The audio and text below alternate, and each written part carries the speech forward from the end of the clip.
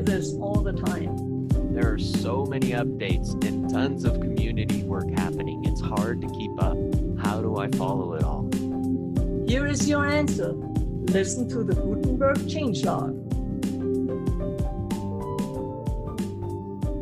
Hello and welcome to our 14th episode of the Gutenberg Changelog. In today's episode, we will talk about Gutenberg 7.4, Gutenberg 7.5, new plugins for the block editor, and then we will also cover what's in WordPress 5.4 regarding the block editor. Hello everyone, it's February 2020 and it's Gutenberg release week. I'm Birgit Pauli-Haag, publisher of Gutenberg Times, and I'm here with my co-host, Mark Urain, designer at Automatic and core contributor to WordPress. Hi Mark, how are you today? How's it going? It's going so fast, so quickly right now. As you mentioned, it's a release week, not only for Gutenberg, but we're like ramping up for WordPress 5.4 right now, as you know. So anyone out there, all our listeners, if you see a WordPress release lead ever in your life, please give them a big hug or a high five if they prefer, because wrangling a proper release takes a lot of time and effort. And often it's volunteered time. So a big shout out to everyone who's ever helped lead a WordPress release. Y'all are heroes out there. Thank you for the effort you've put in. Yeah, and the component maintainers and everybody trying to figure that out and be ready for it and make a good release. It's marvelous. Yeah. So I'm looking forward to spending some quality time with longtime friends next week, and later this month I'll be in WordCamp Miami, and I get to hang out with a lot more great friends and make new ones. If any of you are listening, who are listening will be there too, please introduce yourself. I'd love to chat with you in person. Not everyone can make it to Miami though. And the GutenbergTimes.com, I listed the 4 Gutenberg-related talks, and they will also be on the live stream. The link to the post is in the show notes. There will be Rethinking Themes, Embracing Automatic Design with Gutenberg with Michelle Schlup, Creating Stunning Layouts with Various Image Blocks in Gutenberg with yours truly. And then on Sunday, there's Beyond the Block, cool stuff with Gutenberg besides the blocks with Victor Ramirez. And then there's on Sunday morning as well, Creating Gutenberg Blocks with Advanced Custom Fields with Jean Philisme. Those sound like a lot of really good talks right there. Yeah. I'm so glad you're going to be speaking there, Birgit. Well, me too. I love it. Yeah. And I'm glad I sent in two proposals, so they took this one. I'd love to do a new talk about that. So what's February doing for you? February. So this month, Birgit, for those of you who don't know, today's my birthday. And Happy birthday to you. Thank you. Okay, I'm stopping now. And we are still here doing this podcast, preparing for release. There is no slowdown in the open source. So one thing I'm really looking forward to this month is WordCamp Asia. Yes. I have never been to Asia or on that side of the world, really. So I'm so looking forward to going and meeting other WordPress people over there, getting to really see the environment and the culture and just hang out with some really fun people over there. I will say this is like, while I'm very excited about this, I'm also a bit nervous because we're all aware of the coronavirus right now and the outbreaks that are happening in China and kind of spilling out into other Asian countries. And so, I trust that the WordCamp team out there is really on top of things. They're smart people who are considering all the facts and what's going on, and I trust they'll make the right call. Either way, I'm both excited and nervous. Yeah.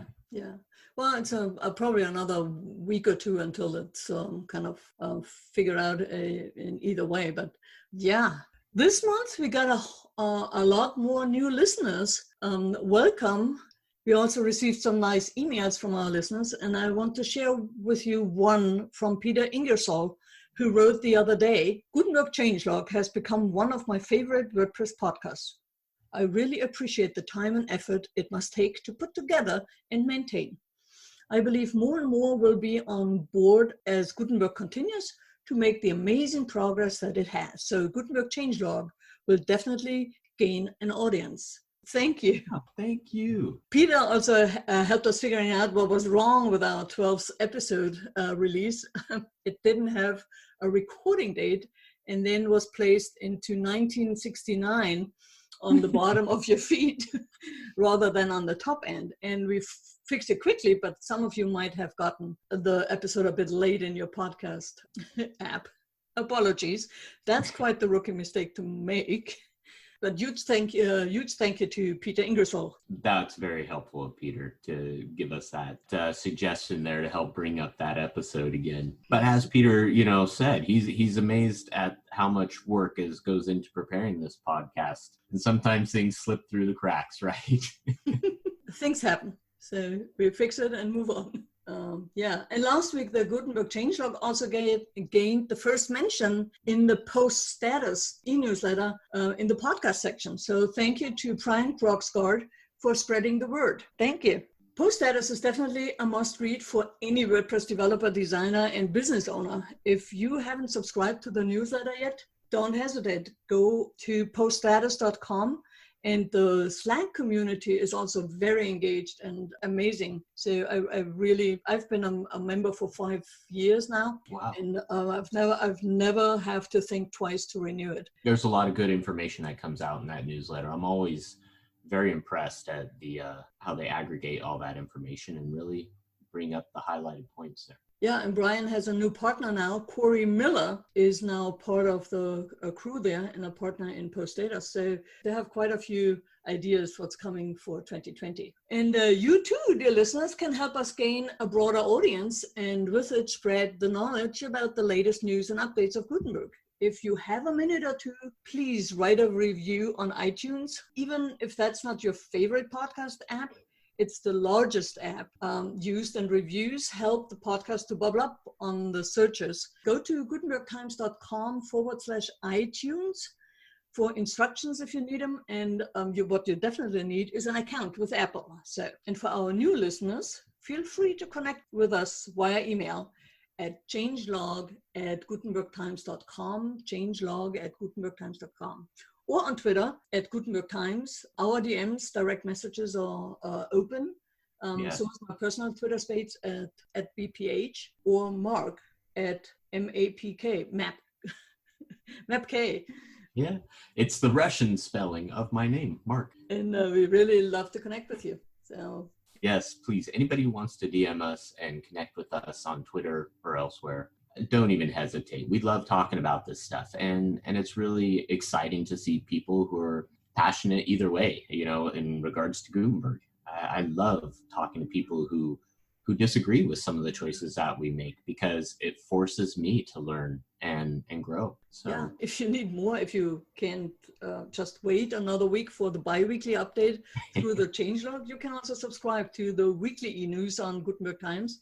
And I share links to other people's blog posts or to the make blogs that are otherwise hard to surface, but important voices in the community. So we really appreciate you, listener and subscribers. Yeah. So we have an announcement here, Birgit. We've got, because Wednesdays don't have enough meetings. I was thinking of you when I read that.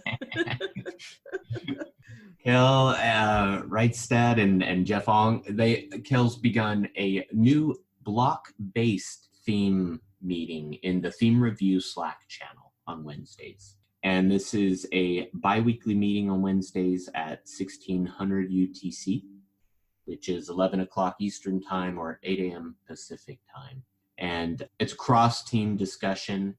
There are designers, core editors, theme review team, all in there discussing the future of themes and how they relate to WordPress and Gutenberg, the block system. So look for an official post about the meeting on makewordpress.org/themes. And this last one that occurred this week, what Kel and Jeff, Jeff Ong, they introduced a current concept around the block-based themes, which was really fun to watch and see how they work through. I know that Jeff has, which we mentioned, I believe, in our last episode about the post on themeshaper.com.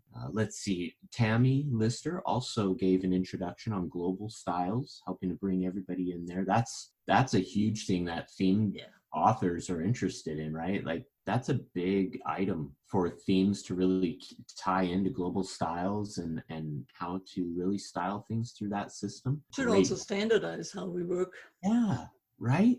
Mm-hmm. So good. I love seeing this stuff just really come together and tie together. Like we have been talking about global style. I was wanting global styles since I came on board with Gutenberg like a year ago, and to help get involved with it. And to see it coming to fruition now is just so pleasing. So I'm so happy about it. So yeah, Eileen Violini posted detailed meeting notes about the theme reviews meeting on the Make blog. We have a link in the show notes, so please check that out. Let's see. Oh yeah, and Justin Tadlock from WP Tavern also wrote about it and shared an article there as well. So just to repeat, next meeting is on February 19th at 1600 UTC, 11 o'clock Eastern Time and 8 o'clock a.m. on Pacific Time.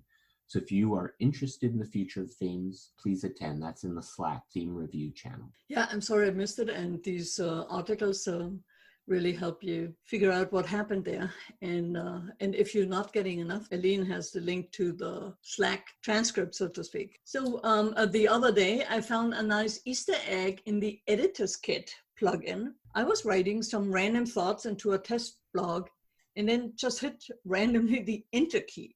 Suddenly, I get a pop-up asking me, do you want to automatically transform 4 consecutive empty paragraphs into a spacer block? What? And then I got a choice with yes, enable, or no thanks. And so Jeffrey Carradine did some very nice mind reading there. And the prompt will only be shown once and will remember your preference. So that's some nice UI there. I wonder what other surprises Jeff has hidden in the plugin. So if you discover more, share them with us and we'll talk about it. Jeff, I absolutely love that. I do not know about that. So Birgit, I'm so glad you stumbled upon it. Me too. That, yeah. So intuitive, right? You're just hitting enter, enter, enter, and then it pops up, asks you if you want a spacer block instead. That's so good. Yeah. Smart technology. Yeah. So there was also a new plugin released recently by Organic Themes. It's called the Bulk Block Converter.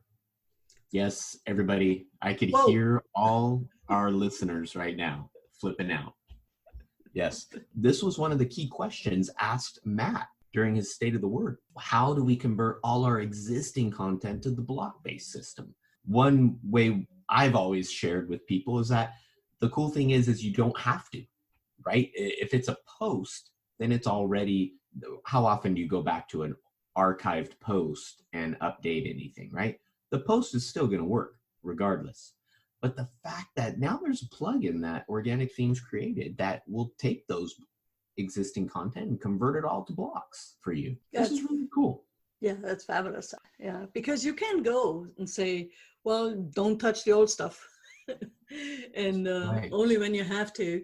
But that's only a temporary solution. Yeah, sooner or later you want to change the theme and then have it all block-based, because the theme then just goes for block and not for the old stuff. Yeah. Yeah, so sooner or later you want to have your hundreds and thousands of posts and pages converted, so this really helps. It does, and I have not tried it yet. No. I've only seen it, so I do want to take it for a spin though, because I want to see how intuitive it really is, how it feels, and is there any sort of layout of content that maybe it struggles with, and if so, like, it'd be interesting to know why. What's going on there? Like, how can we on the Gutenberg side really build this stuff so that converting to blocks is a smoother transition? Yeah. But so here's the challenge. Yeah. Try and break it. So again, Justin Tadlock wrote about it on the Tavern, and he actually tested it a bit and also interviewed the Organic Themes people about it, and so you get the background. Yeah, so it was good. So the last plugin we're going to talk about briefly is Rich Image Tools plugin from the Automatics block experience. So the question is, when we have an image block and you want to edit that image, so you need to go and use a different image editing tool that is on your local machine, but not on the system. So Automatic has put together this plugin, and it looks really interesting and seems to be working quite smoothly. So check it out. And of course, link will be in the show notes. Yeah, you know what the cool thing about that plugin too is that they've included all the, or the majority, maybe all of the interactions are right there in the block. Yeah. It's on the block toolbar are the interaction items to really crop your image if you want to. You can add filters to the image. You can rotate the image. This is really good stuff because I'm pretty sure, if I remember right, like that's one of the principles of Gutenberg is that like all the major interactions are right there in the block. And this adheres to that principle. Yeah, and thanks to Marcus Kazmierzak, who mentioned that in, I think I grabbed it from one of the issues that I read and found this. Oh, cool. I'm gonna mention that. So we're coming up now to our this week's release, Gutenberg 7.4. Do you wanna start us out, Mark? Yeah. What's in there? Yeah, so Wednesday we had Gutenberg 7.4 come out, everybody. We've had 2 features that were included with this release.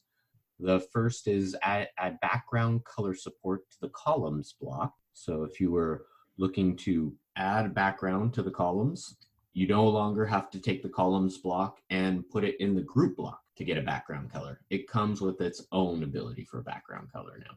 Oh, that's cool. Now I have a question there. Can I change the background color for each column? No, not for each column yet. That's something I'm hoping that could come because I think that would be really creative. You could do some really creative things with that. Right now, I believe it's just the entire block. The other feature is adding text color support for the group block. This is another interesting one because the group block is so often used to really group content together. You, rather than going through each nested paragraph block to change colors of the text, you can apply that straight from the group block and it will pass that color down into the nested blocks, which is nice. And we've really kind of tested it so that like if you take a paragraph block out of the group block and put it back in, like whether or not the class or the color kind of stays. So I went through a lot of testing. We had, let's see, 5 enhancements. There was the navigation block received a lot of attention. We were, pushing to get this into 5.4. So there was a lot of development help on this navigation block, and kudos to everybody who's spending time making this happen. Navigation block has come so far just in like the last week or 2. It's been amazing, but we've added like a little chevron or a little arrow to the navigation item if there are sub items or sub menu items in there, so you know, but a visual indicator. Move the link settings panel over, improving the UX to add links. And this is kind of around, which I want to talk about, the new link control component in the rich text link format. This is kind of a way, more intuitive way to add links to specific text and ways to go about doing that. It's pretty clean. It's got a very nice UI. I encourage everybody to test it out. It is a bit different, so just expect that. But try it out. I'd love to hear people's responses on that. Yeah, and they had for the navigation block, it seems that they had to refactor the whole link control component. So that was a big part of like bringing that. Now we're kind of bringing that link control component into other areas, right? And it started there. Yeah.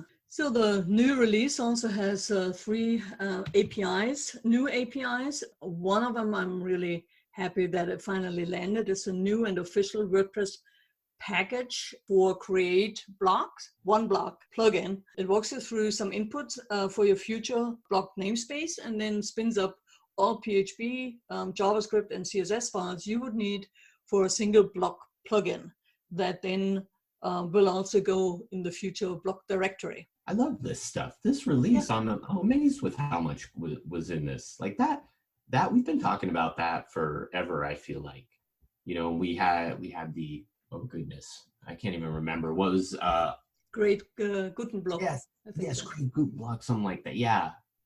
that was working and that I had used that before. And so now there's this one as well. I haven't tried this. Yeah, we had, there's also the scaffolding from WPCLI, which was the inspiration for Greg Solkowski, who put this together. And he expanded that to also include the PHP and to make it actually a plugin and not just a block.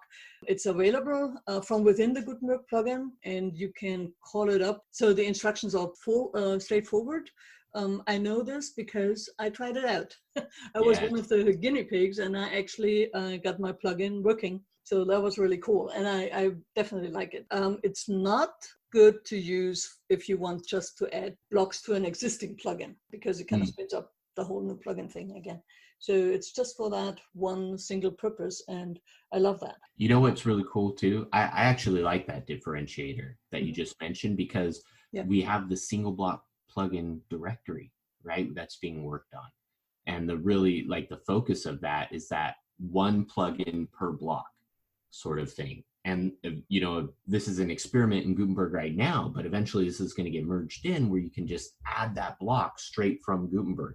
We've talked about this before, but those are all single block plugins. So using this system, perfect for that scenario. Yeah, you get so much faster started up with that. Another API is the new WordPress icons package. So the design team actually plans to add hundreds, if not thousands, icons to this package for third-party developers. And this new package doesn't include all the icons. It just will load when it's needed. So if a plugin only uses 4 or 5, only those will be loaded on the web page. And I think it was a long time coming that the icon handling in WordPress is a little bit different now, or needs to be reworked. So this is the first, it's experimental, or it's not kind of fully fleshed out on how, there's no documentation yet, but the team is contemplating actually to use the 4,200 material icons from the Google repository and make that available. I find this very cool.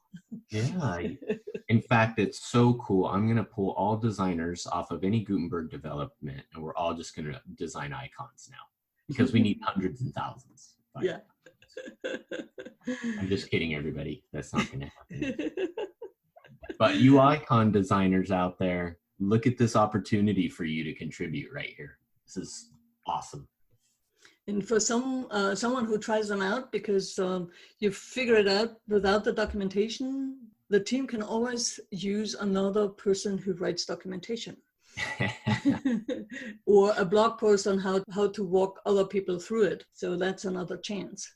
This release also had 25 bug fixes of the various sizes or importance. I only want to point 2 of them. One is the media and text block. Will reset the crop image to fill entire column. That's a very nice feature. But when you change out the image, it didn't reset it. So all of a sudden the image changes, and now it doesn't do it anymore. And then they also fixed the over component, cleaned up the animation frame, and also fixed some typos that were irritating the mobile inserter. There were 4 experiments in the release. The one is called the angle picker component and use dragging hook. This is super cool. From the line, you wouldn't recognize it, but it's the angle picker for the gradient. Can we say, oh, gradient? Gradients. Gradient. So when you have gradient, like the angle, right? Like how I want, if I want my gradient to change from 45 degrees to 33 degrees, this is that component.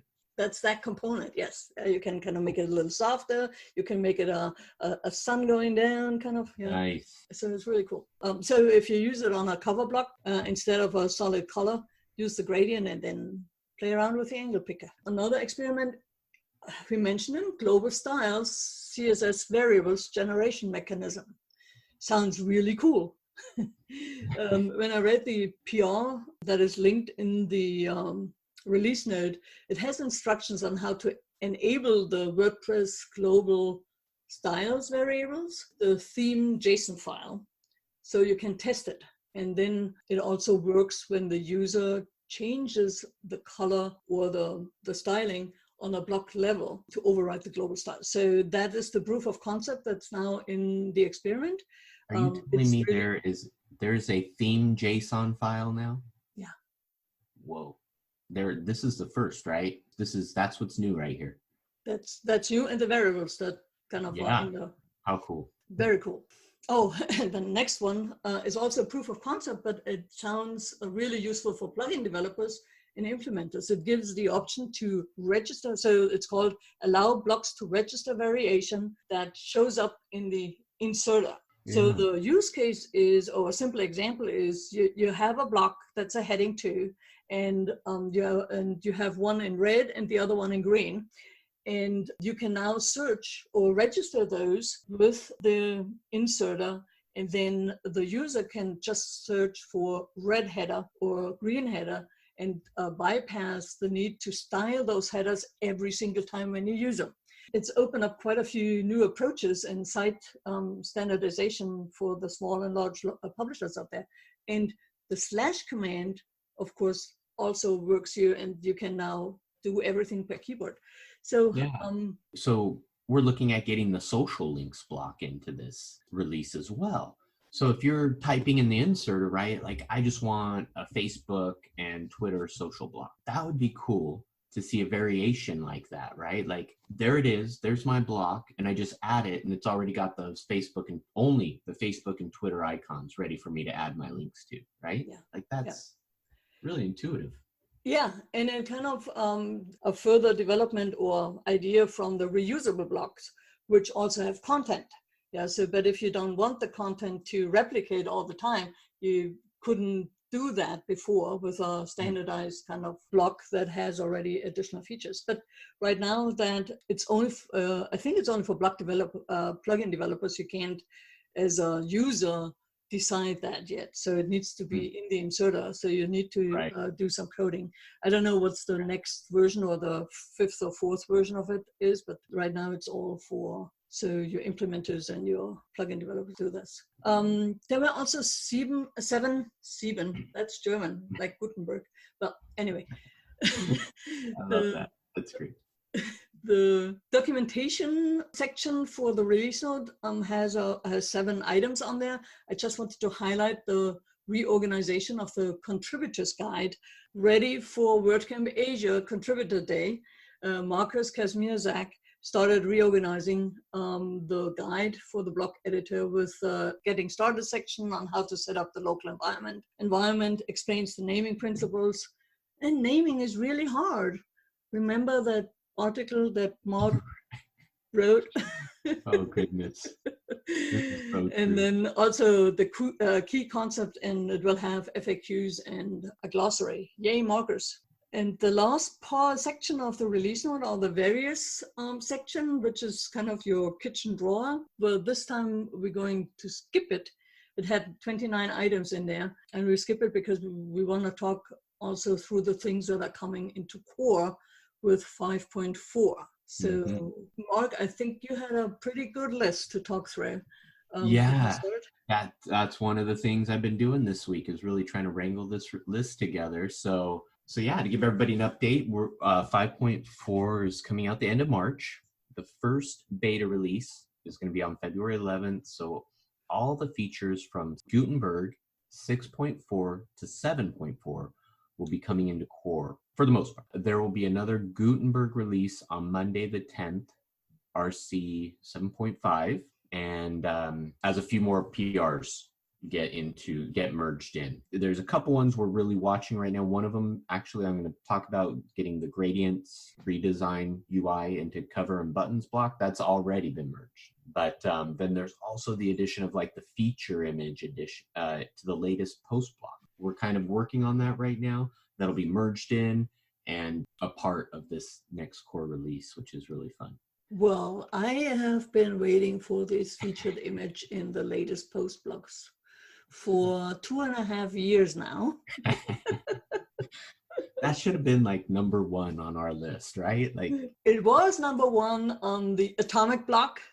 Yeah, right. Other Mike McAllister, that was one of the first things that were in there. And also, Rich Tabor also had some great postgrid in his co-blocks. So right. Just mentioning those. So WordPress 5.4 has a number of great features for the block editor coming. And I'll sift through a couple of those today. We've got a couple new blocks like the social links block, the buttons block, two very fun blocks. Some of the major block improvements are going to include things like adding the featured images to the latest post, the gradients, and adding color options to the toolbar of rich text blocks. Oh, that's cool. This is one of my favorites that I've been waiting for too as well, Birgit, is I've been wanting to change various words within one block, and I'd love to change them all different colors. And it's probably not very good for the eyes and readability, but that's what I want to do. And now I can do this. So you're not alone, sir. Then there's been a couple really big UI improvements. One of them is the breadcrumbs, as you all know, for those of you who are using the plugin. That's getting merged into core. The block breadcrumbs, I should say, to help navigate the block hierarchy. And this latest Gutenberg has seen a performance improvement that's just incredible. A 14% loading time reduction and a 51% time to type reduction. This is fast. Yeah. There's going to be an inclusion of plenty of accessibility improvements. One of those I want to touch on is fixing the tabbing experience from the content area to the sidebar. This is a big one because it came up in the accessibility meeting just today again. The sidebar is a point of contention because for keyboard navigation users, right? Like people who just use the keyboard to navigate through Gutenberg, they need to be able to jump. We put settings in the sidebar. And so oftentimes they need to jump over to the sidebar and jump back to the block and be able to change various settings. This experience helps alleviate that so much. And Ella did a fantastic job with this. And then there's like a lot of other stuff I'm not going to mention, Birgit, but the one thing I do want to touch on is I did just post today about this on the Make Core blog. The navigation block for Gutenberg is not going to be included in WordPress 5.4. And there's been a lot of discussion about this in the Slack channels or the core channel.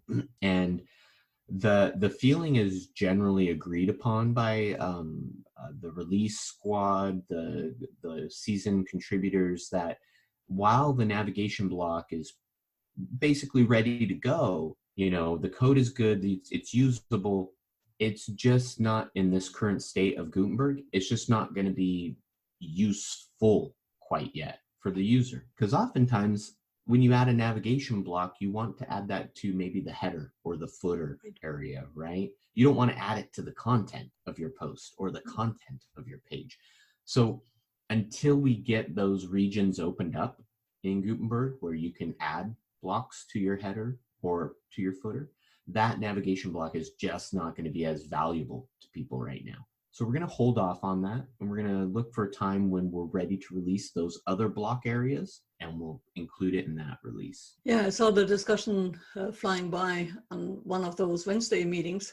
I don't know if it was in core or in design, but it was really interesting to think through this. Yeah, would people be distracted by seeing it in the inserter, but then how does it work? And then, well, I can't put it in the header. So there's a whole lot of thinking behind it and kind of get distracted. Because a user who might find the navigation block could possibly get confused that that's how they need to create their menu. And having that in the content, like it could cause some usability concerns right now. So yeah, I think that's a very sound decision. Not that it matters for me, what I think. Well, if you want to use the navigation block, you can always download the Gutenberg plugin. It's functional in there, and I have used it on a very long post, this one-page landing page, and just added some navigation to that, which is that's just such an edge case that not a whole lot of people would think about that. And we figure now as well, you know, we do have the buttons block going into core this time. So that, you know, when you lay out a series of buttons in a horizontal row like that, you know, it kind of can achieve that same sort of feeling for the most part. Right, and you can use the gradient. Yeah. Gradient. Yeah, so that's the two releases, 7.4 Gutenberg and then the WordPress 5.4 block parts that will be released. So releases end of March, you said, and then first beta is next week. So yeah, and 7.5 Gutenberg will be next week as well. We have only a couple of things that are in active development that we haven't, or discussed that we haven't yet mentioned. So JB Ordra pointed us to a discussion on how to best persist user preferences using Meta. And there has been a lively discussion, and there's some, if you are a plugin developer, I think it would be good to follow up on that pull request and add your 15 cents or $2 to it, because that's certainly important for future plugin development, and that should be done right. And then there's another discussion on introducing CSS and JS tooling, and Isabel Brison pointed that out in the dev chat agenda for 2 weeks ago, I think, in a comment section. And it's definitely for those of you doing JavaScript and are part of the religious wars, what to do with your CSS, certainly a good place to see what other people think that are in the WordPress space, and if it makes it into the components of Gutenberg. Yeah, that's another great meeting. What day is that on? I'm looking right now because I'm so hoping that it's on Wednesday. Of course, it needs to be between, so you have a 6 o'clock and then an 8 o'clock. So it needs to be 7 o'clock, right? Yes. My day isn't completely full of Wednesday meetings yet. So let's see. So it was mentioned in the dev chat actually, for 5.4, end of January. And then there is not I don't think there's a meeting in there. It was in the comment section. She shared 3 pull requests where that is in there. And then there was a discussion at the core.js a few weeks ago. Oh, wait, here we go. The meeting. There's going to be a CSS meeting discussing the evolving standards. This is going to be February 13th. I don't know what day that is, but at 9 p.m. UTC. It is Wednesday. Yes. 9 p.m. UTC. So if you are interested in the future of CSS for WordPress, that's going to be a fantastic meeting. I'm going to make a point to try to attend that one because I'm very interested. This whole CSS and JavaScript stuff is really, really interesting. Yeah, definitely. And it's kind of bumping up towards the global styles too. So it's kind of, it's one is global and then the other one is like unit atomic design level. So it's really interesting. Yeah. And Isabel is a fantastic person to get that started. She's really championing that really well. So now we're at the end of the episode. As always, the show notes will be published at gutenbergtimes.com/podcast. And if you have questions or suggestions, or do you want us, you have some news items that we should include, send them via email to changelog@gutenbergtimes.com, changelog@gutenbergtimes.com. Thank you so much for listening. Goodbye, and I hope I see you, some of you, at least on WordCamp Miami. Yeah, thank you, everybody. Goodbye. Have a wonderful day. And thank you, Mark.